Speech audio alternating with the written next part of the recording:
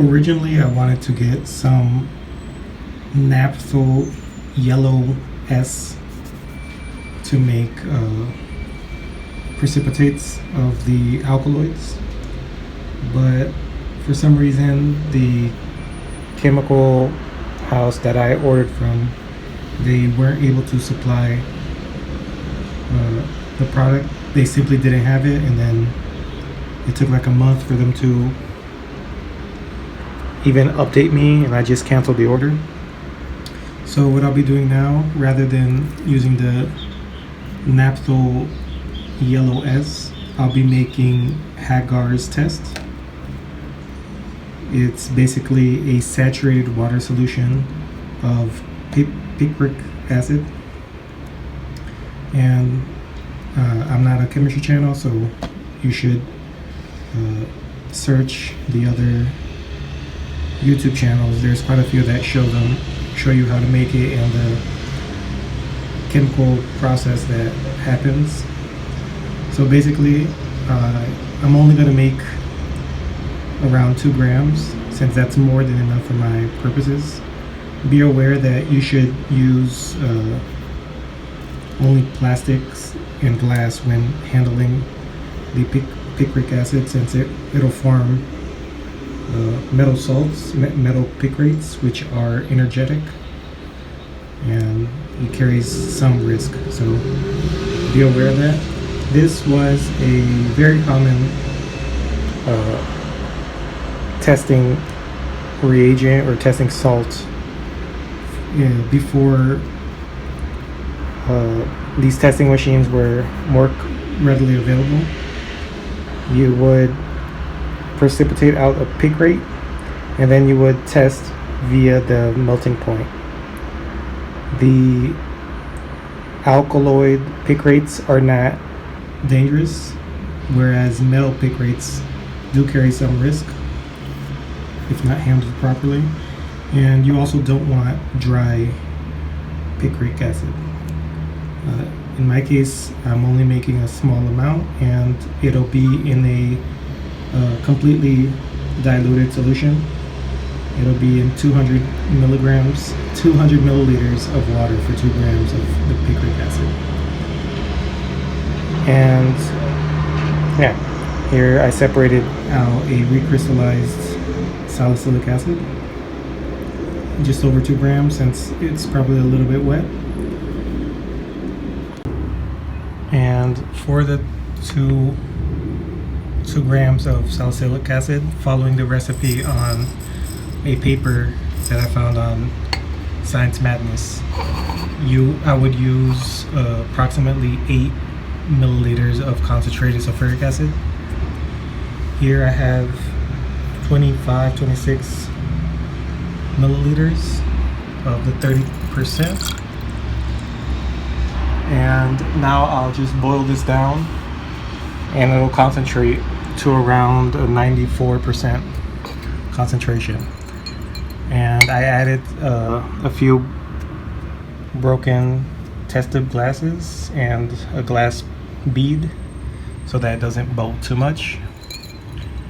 And I'll turn this on and leave it on near 100 Celsius. The water will boil off, and then once it's concentrated, it should start slightly fuming, and I'll know it's ready to add the salicylic acid.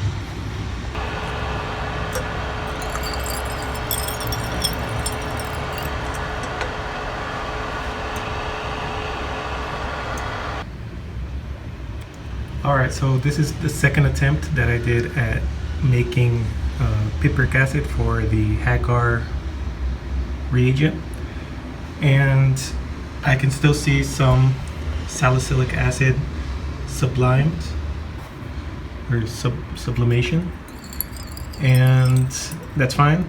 The first time I didn't reduce the salicylic acid or the sulfuric acid enough, and it did not dissolve the salicylic acid.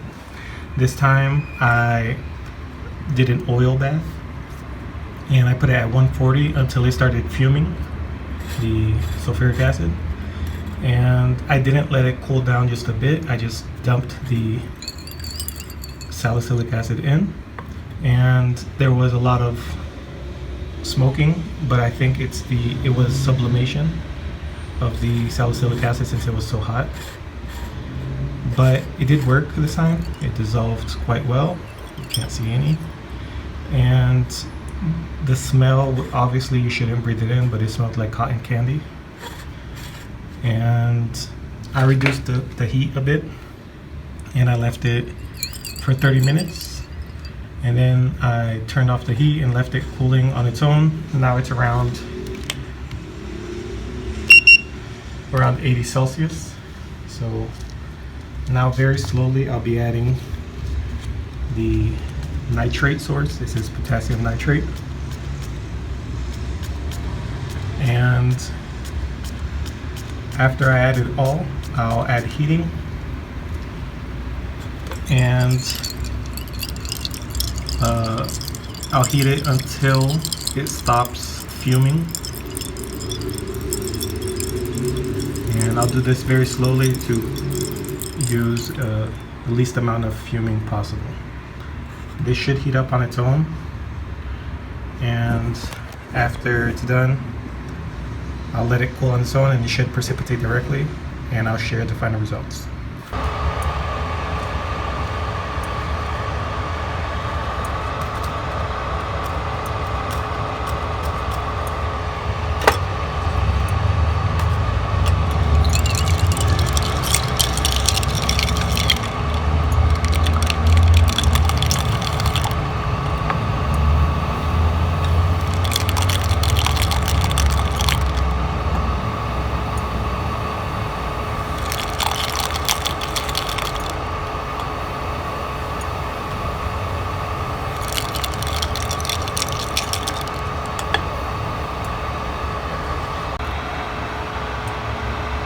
So near the very end, it started fuming since I increased the temperature a little bit.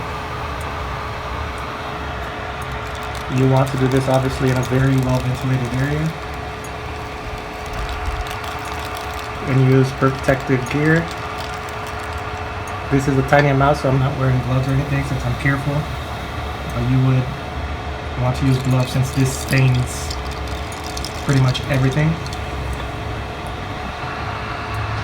And I'm almost done adding the 4 grams of the potassium nitrate and adding at a very small intervals. I did a pretty good job at preventing very heavy fuming.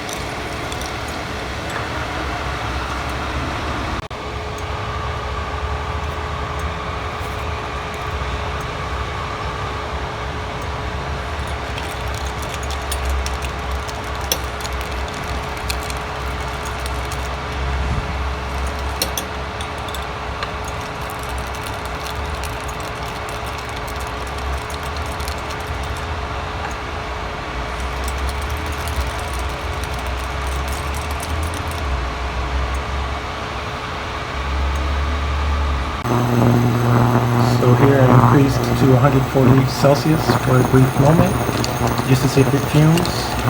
It'll help complete the nitration more fully. And from here, you can see there's no heavy fuming. So a very slow addition worked out, minimal fumes. Obviously, it does release some. Overall, it's not as bad as I see in videos. So now I'll lower it a little bit.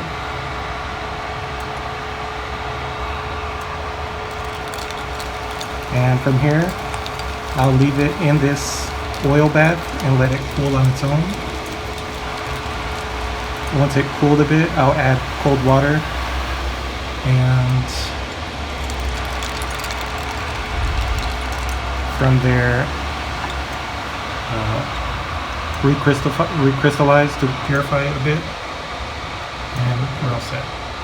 It's actually fuming a bit now, so I'll leave it for a little while and then it'll cool off. So I reread the paper. After 3 or 4 minutes at 120.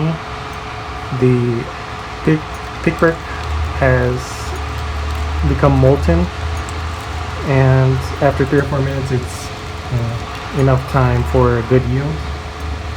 So here I will now turn it off and let this cool on its own in this oil bath.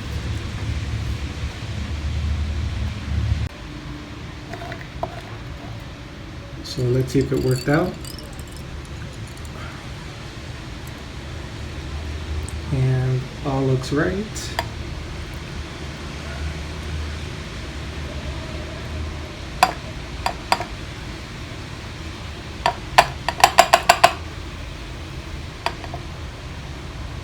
Trying to get the glass that I used as boiling chips to get in.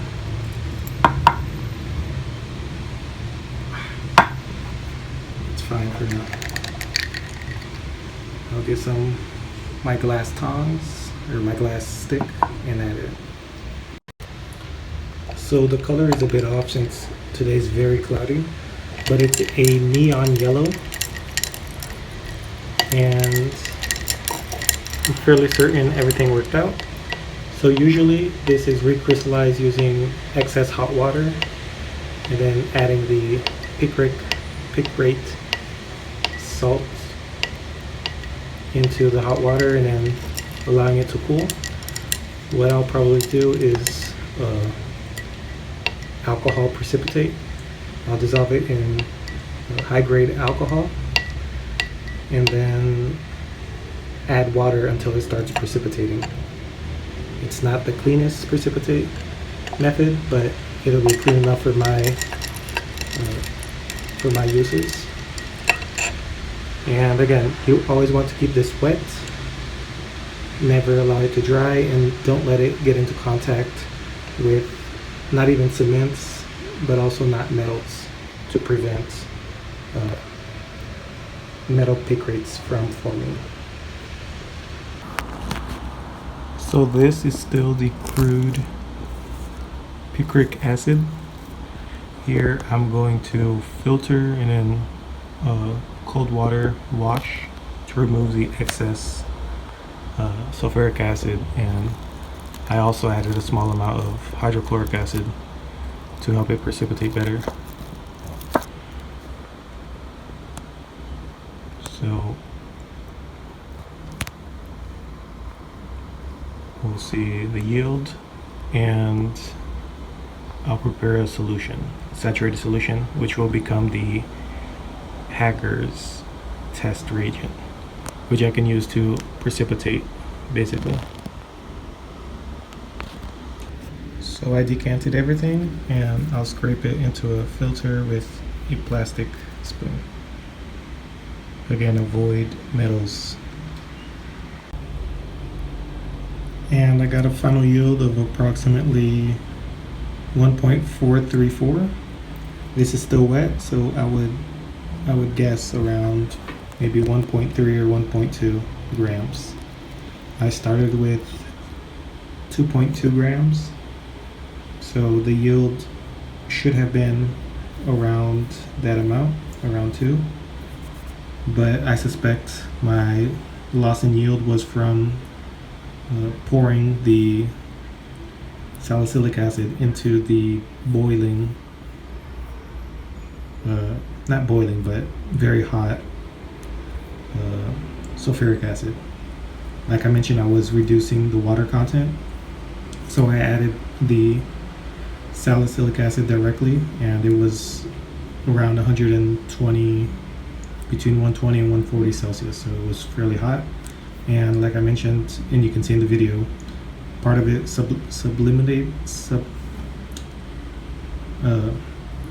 caused sublimation, and it crystallized on the top of the glass, so it didn't all dissolve. There was some loss in yield, but that's fine. And there's still a small amount here.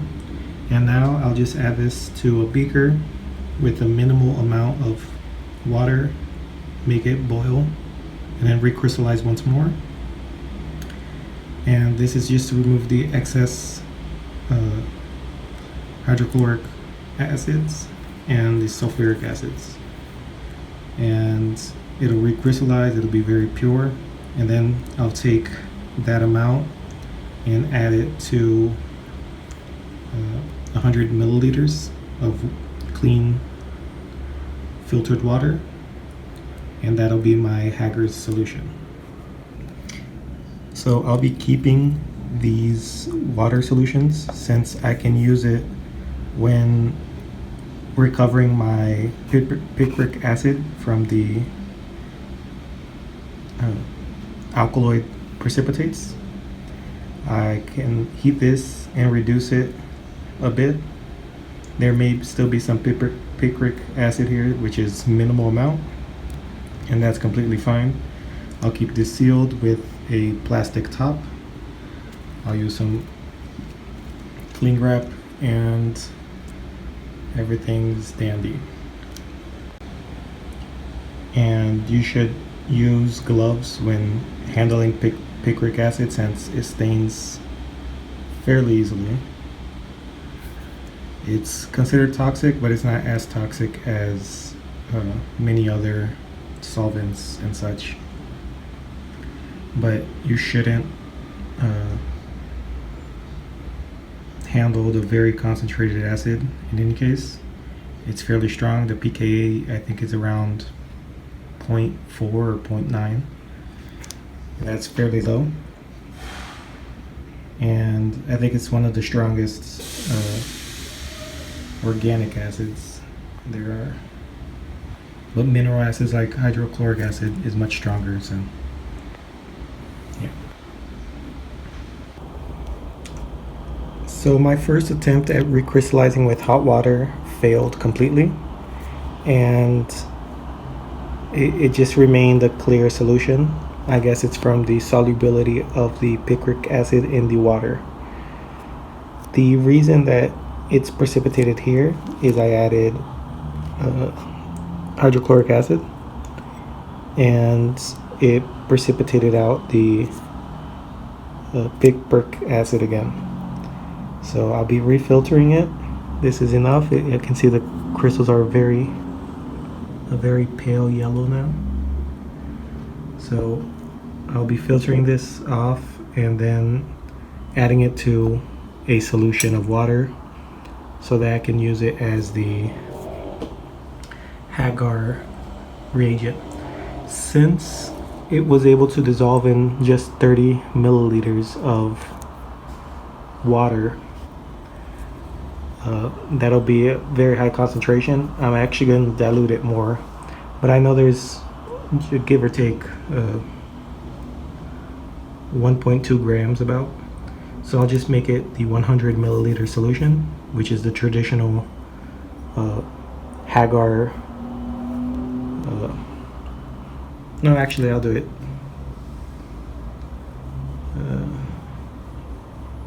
Yeah, that's the appropriate amount. Yeah, I'll do that. I'll make it a 1% solution, which is the traditional amount, and from there I'll just apply it to my crude extracts to precipitate out the picric acid, or the picrate salt.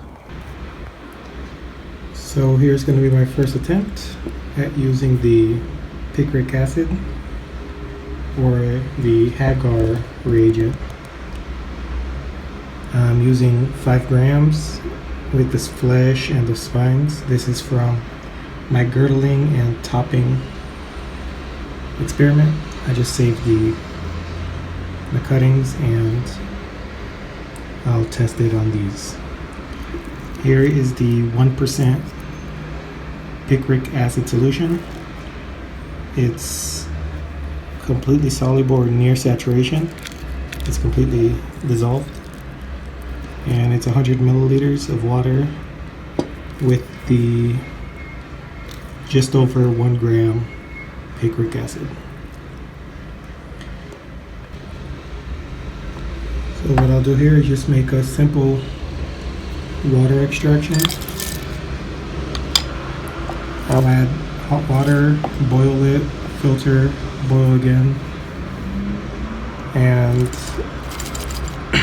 I'll reduce a little bit. I'll add